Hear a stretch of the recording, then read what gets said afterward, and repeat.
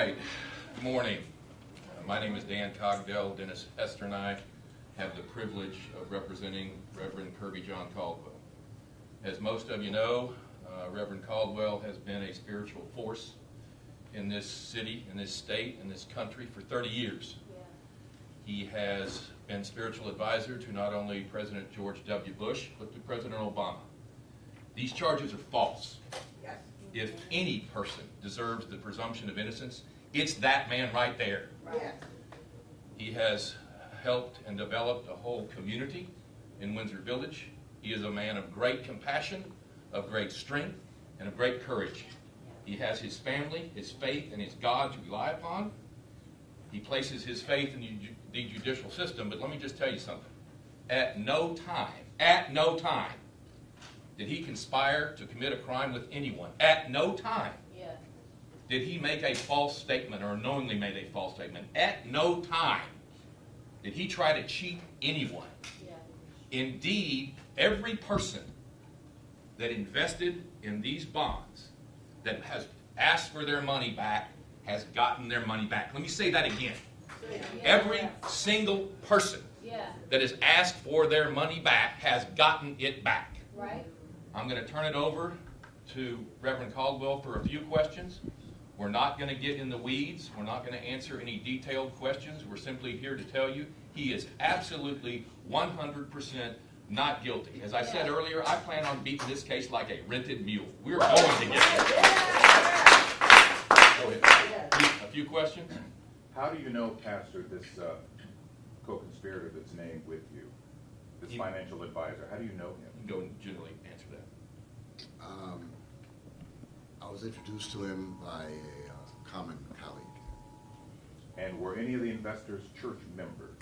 Not to my line. No. This all started in Miami. In fact, when the process began, I did not even know any of the investors. I don't know if the rest of you could hear Lynn's question or not, but he asked if any of the investors were church members, and that they were not. Yeah. So since once the process began, I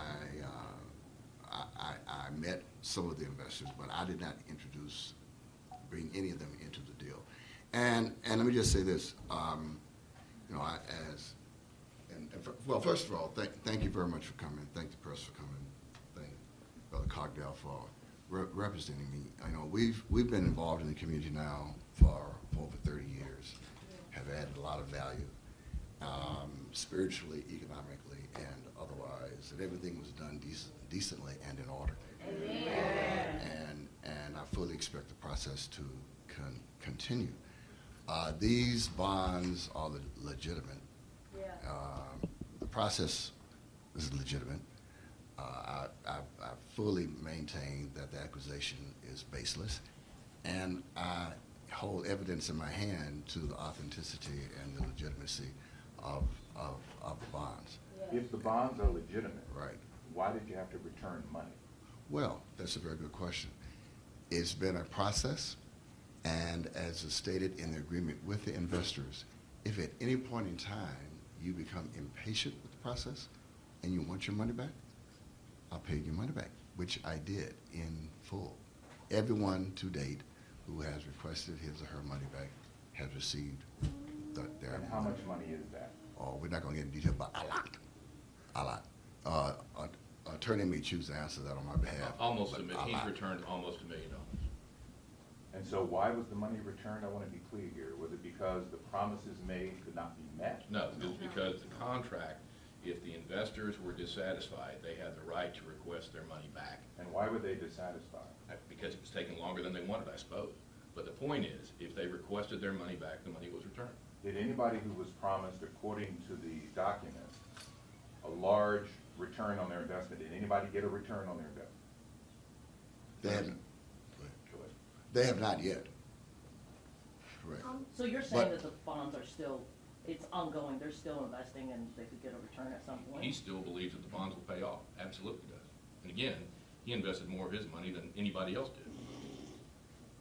Pastor, what was the goal in the investment opportunity? The goal is to make people money. Is that a common thing you've done over the years? And to invest it in the community. A lot of folk who are involved in this process are very interested in making substantial contributions to humanitarian projects. And in fact, just kicking on the table here, there's too much information. In fact, at the church, we've celebrated this as the Ephesians 3:20 project, which would simply continue what we have begun. So it's a substantial humanitarian effort. A few more questions. So you guys talked about this at the church as an Ephesians project, these bonds? The benefits of it. Again, he did not sell to church members. Right. He talked about investing the benefits of the bonds, once they paid off, back into the church. Based on money that you invested? And how much of your own money did you invest? A lot. A lot. Millions? Millions? Several $100,000. Several $100,000. A lot. Did you get any return on your investment? Not yet. Do you expect to? Yes, I do. At what point? Soon. This has been 5 years. You have not Yes, seen a return. yes, it has. But just because it hasn't happened doesn't mean it won't happen. A few more questions, guys, and we're What's going to wrap the up. legal process now, from where That's it. you are? Could you walk us through what Sure. you perceive are the And- next steps? And despite my righteous indignation earlier, let me be clear. The Assistant United States Attorney in this case had the courtesy to call me yesterday. He doesn't have to call me and let me know that a client of mine has been indicted. He extended that professional courtesy. We will surrender Reverend Caldwell at some point in the next week to 10 days. He will post a bond in Shreveport, be released. Most of these cases of this complexity take about a year. Most of these cases of this complexity take about a year, maybe a little more, maybe a little less. We're in front of a very good district judge there in Shreveport. He's very smart, he's very fair, he's very good. It'll take about a year. There will be several court appearances, but ultimately I do expect this case to go to trial, and ultimately I expect to prevail. You're turning yourself in Shreveport Yes, sir. in a week to 10 days? you Week said? to 10 days. What impact will this have on the church, if any? We'll find out on Sunday. He has received tremendous support from church followers.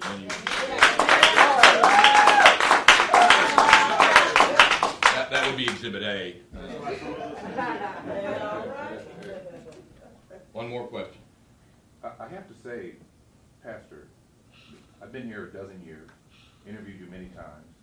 The overall response to this has been complete shock and disbelief.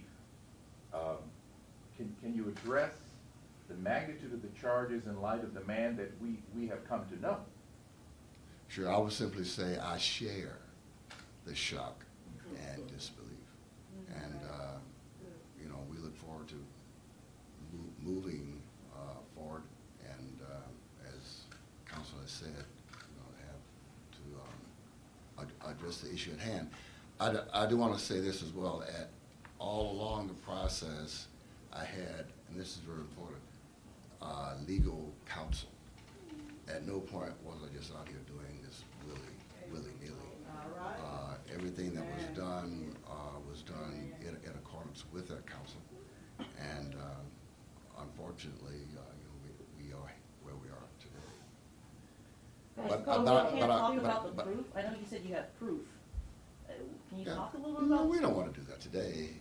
I intend to try But- this case in the courtroom. I know that. But we have it. So we want to be clear here. You're saying these bonds are legitimate and worth something and will return investment? What we are saying, Lynn, is that he absolutely believed these bonds are legitimate.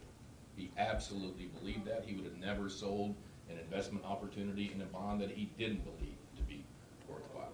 And we have evidence.